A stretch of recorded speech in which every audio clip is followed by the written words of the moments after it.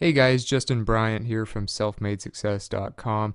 In this video, I'm going to show you 10 side jobs that pay good money in 2017 so that you can do them while still having a base full-time career.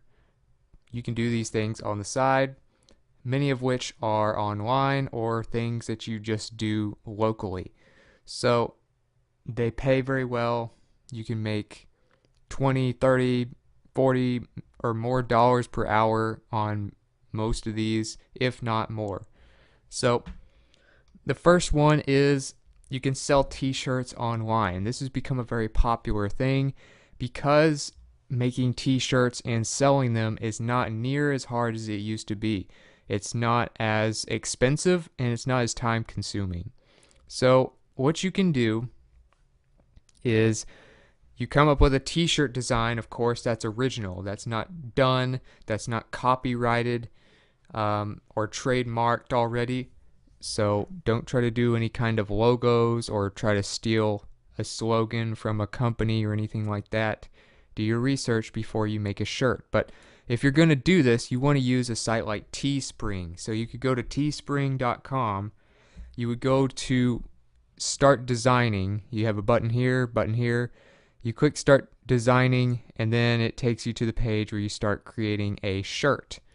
So when you create a shirt, when you upload your logo or whatever your design is, you sell it.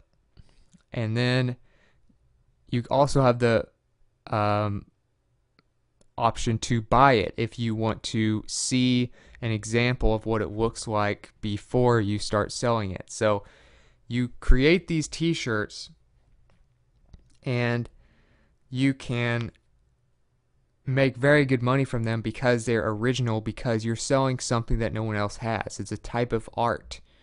And the great thing about art, of course, is you can never have too much of it because people are always looking for different ways to express themselves.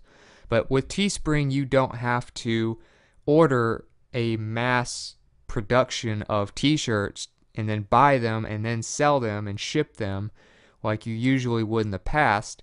Now Teespring does it on demand. So when you buy the shirt online through the Teespring store, you actually have it created through Teespring. Teespring ships it to them and they take care of all that stuff for you in exchange for a commission of whatever the sale price is. So it's much better, it's much easier. They just take a commission. Many companies are going to this type of business model because it's more beneficial and low cost for the creators, and it just benefits everybody much better. So Teespring, if you want to create shirts, you could go to a freelance site if you have like an idea but you're not really great with creating art and stuff online. You could take that idea and take it to Fiverr or Upwork, which are two great freelance sites that will allow you to have artists create a professional design that you could use, and then you could put that on a shirt. So that's one thing you can do. You could even go to a graphic design only service, but those will do just fine. And an example would be Philip DeFranco. If you've ever seen the Philip DeFranco YouTube channel, he's got millions of subscribers. You've probably seen a video of his before at some point. Philip DeFranco would sell shirts on Teespring. You can see he has a store here. And one of his more recent ones in 2017 that he was selling was the kind of presidential shirt design, DeFranco 2024, you know. So he was selling that for $23 basically, and it looks like he sold about 1,355 shirts. So that's a very good campaign that he did, and he was only selling them for like a week or two or something like that. So that shows you the potential. That shows you that famous people like YouTubers are doing this, and this is the platform you want to use. You literally just go to the design page, design it, and sell it. Number two, you can drive with Uber or Lyft. So you probably have a car. If you have a car and it's a four-door of some sort, then you can actually give people a lift as kind of a freelance taxi driver. You can take as much work as you want or as little work as you want. You can work whatever hours you want, and you can get paid very well. Many drivers will make $20, $30 an hour, depending on where you are. But especially if you're close to a big city of some sort, you could do very well. And you don't just make money from giving people rides, you can also make money for referring other drivers. So you also want to do that, refer other people's with your invite code. You can refer other drivers and get paid based on what they do as well. So what you do is you go to uber.com, become a driver up here, click this button, or you have a form that you can go ahead and fill out here. Lyft, also the top competitor for Uber, has a place where you can become a driver here as well. And depending on what you want to look at the way they pay. They're very similar. Uber probably has a bigger base of customers, but in some cases Lyft might pay a little bit better. So it just really depends on how much work is out there, where you live, and which one makes more sense for you. I think Lyft actually has a little bit better referral system, but you can drive with them if you have a four-door car that's in good shape and you have no prior background issues and things like that. Number 3, sell things in video games. So if you like playing video games, you can actually have kind of a side gig playing video games and making money from it. So now obviously you can do like gameplay videos on YouTube, like the Rad Brad, or like how PewDiePie got started, or you can play a game called Second Life, where you're basically like a second version of yourself living a different life in a virtual reality. So instead of having to make a bunch of YouTube videos and stuff, you basically just play the game.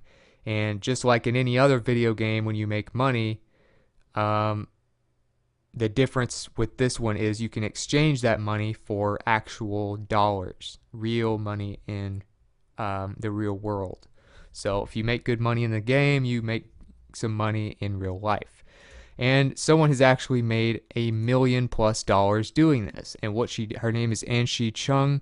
What she did is she sold real estate and things like that.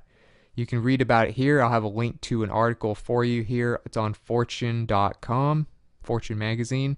And she literally did virtual real estate in the Second Life game here, which is at secondlife.com. And she made over $1 million doing this.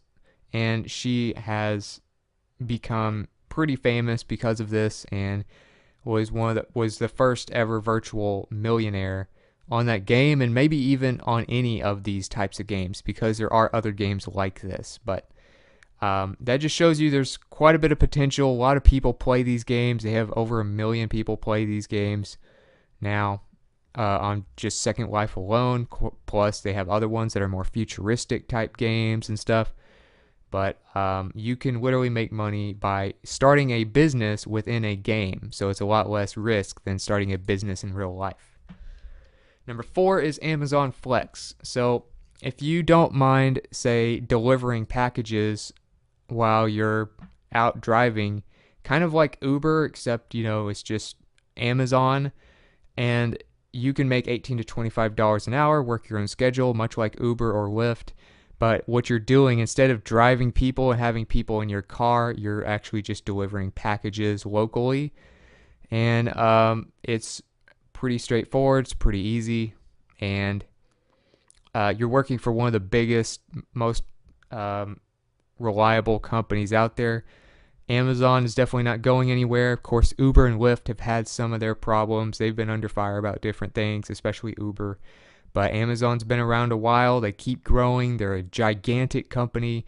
They're one of the 4 or 5 big companies that I believe are going to be the future of pretty much everything as far as our daily lives. So you can really depend on Amazon if you want to make a good extra income. Number 5 is you can freelance your skills. So if you want to make money from your writing, from your graphic design, from your marketing skills, from programming, music, voiceovers, transcriptions, whatever it is that you do fairly well, you can do it for other people on Fiverr and Upwork. So these allow you to get paid to help people by doing services for them. Now, Fiverr, you're going to attract people without as big of a budget usually for gigs. The reason it's called Fiverr is because everything starts at $5, and then you can kind of, as you become better, you can work your way up to a way to offer gigs that are more expensive, that maybe are a few $100s per gig. But Fiverr is not going to have as big of clients, as rich of clients as, say, Upwork. But Upwork, you're going to have stronger competition. In other words, they're going to be more professional people with better resumes. So you kind of have to weigh it. You might try both. Upwork is great for real big projects. If you need somebody to create prototypes, to find engineers, to find people to create computer programs for you. I mean, there's all kinds of things that you can have done with Upwork, and Fiverr, of course, is great as well. They can do book covers, you can do blog posts for people, etc. So if you have any skill that you can freelance that you feel people would want, then Fiverr, just go up there to become a seller, right up there in the header of the website, top right corner. And Upwork, you have top right corner a button where it says become a freelancer. Click that and go through the process. Number 6, you can tutor people. So if you don't mind working with people one-on-one and you're very good in certain subjects, maybe that students in high school, college, etc. would need help with, and you understand them very well, maybe you are a teacher and you're actually practicing these currently, then that would be even better. But you can do online tutoring. They basically have a video chat platform, much like Skype or video calling on smartphones, where you can personally help them with chemistry, math, physics, history, English, whatever it is. And you are helping students really who need it, many times working with younger people who just need to get those grades to really get their lives going. And you can make a really big impact on people doing this. So tutor.com is probably the biggest one with the most traffic. I would start there. Then I would also try Wizant. And Wizant is a direct competitor to tutor.com, but they both can do very well for you. So you can do online lessons, in-person lessons are actually offered with Wizant. I don't think in-person's really offered with tutor.com, but tutor, either way, you're probably going to want to stick to online anyway. Online's probably the way to go, where you just video chat with people. But tutoring is a great side gig. Number 7 is you can sell photos. So if you want to maybe be an amateur photographer, you don't have to have any kind of credentials to do this or experience. You can just take photos that you already have on your phone, for instance, and use the FOAP app to upload them, allowing you to start selling your photos right away. And as you can see, you can actually sell your photos for whatever you want to sell them for, and for each photo you sell, you get 50% of the revenue, and then you can sell the same photo over and over and over unlimited times, because it's basically a digital download for people. So it's a great way for you to make money from photos. You're already going to have photos. Pretty much everybody takes photos with all these great smartphone cameras now. And you literally don't have to even upload the photos to your computer or anything. You can just have the FOAP app, which is free, and then automatically take it from your photo gallery on your phone straight to the app. Or you can go the more professional route and use something like Shutterstock. And this is where a lot of more professional photographers go. Shutterstock, iStock Photo, places like that are huge stock photo websites. You can make royalties from your photos, and this is where a lot of companies, big companies and stuff will go to get their book photos, video photos, blog post photos, and things like that they need. So Shutterstock, kind of the bigger, more professional one. You can just become a contributor by going up here and clicking that link. FOAP, you can just download the app, which is available in the App Store for Apple and Google Play Store for Android devices. And so either way, you can earn royalties from your images. Number 8, Airbnb. So Airbnb is a travel peer-to-peer service, basically, where you can host people, you can do tours for people, you can have people stay in a part of your house or your entire house for, a vacation, and then you get paid, and this cuts out any kind of hotels or hotel booking sites or any of that kind of stuff. So many people are getting to where they want more of a living experience in the city or destination they want to take a vacation to.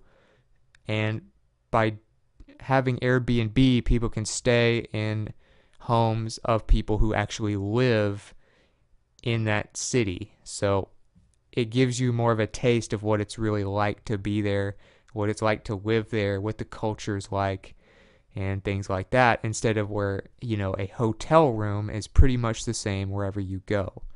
So Airbnb, become a host, go up to the top right corner, click become a host, and walk through these steps, and it will allow you to sell experiences, let people stay in your home, and allow people to just have really cool vacations, and allowing you to get paid because of it.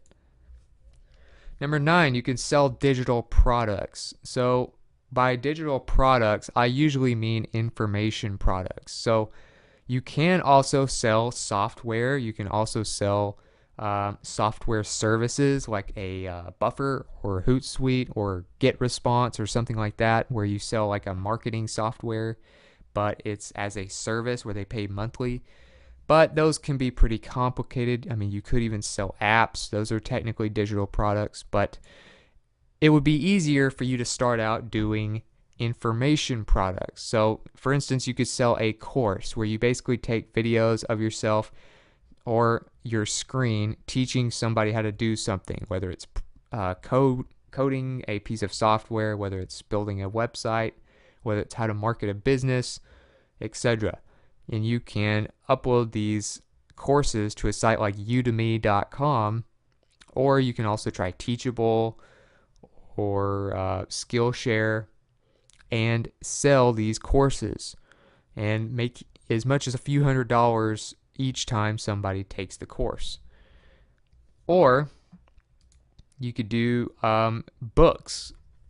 I actually have published a few books, and some people publish a few books a week. They mass produce books and that's their business. Some people just do a few bestsellers.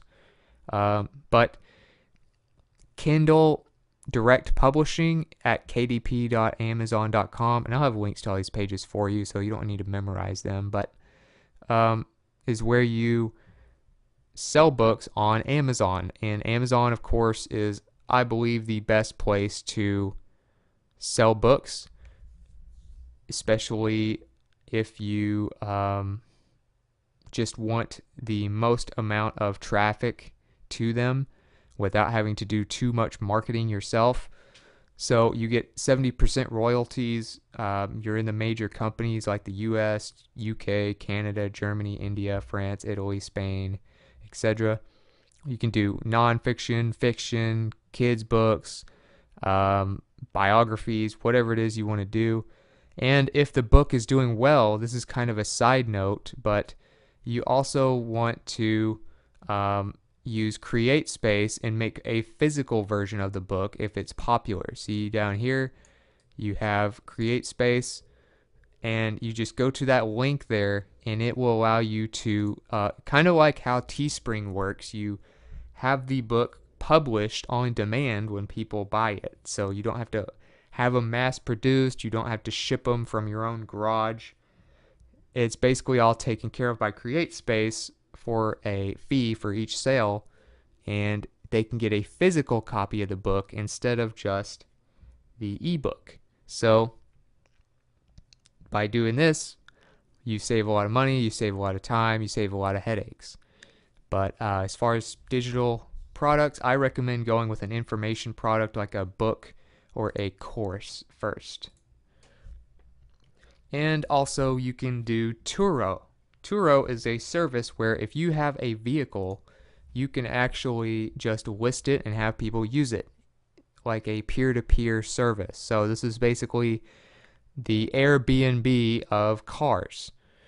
And if you have a decent car that's in good shape, people might want to rent that instead of going through an expensive service like Enterprise or National Car Rental, or any of these big corporation car rental services.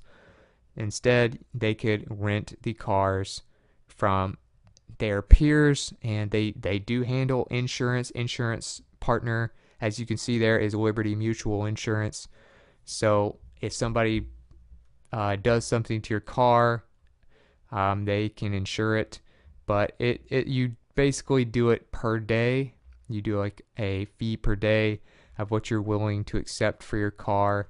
And if you don't drive all the time, or you have a spare car that you don't drive every day, you can make some extra money as a side gig with your car.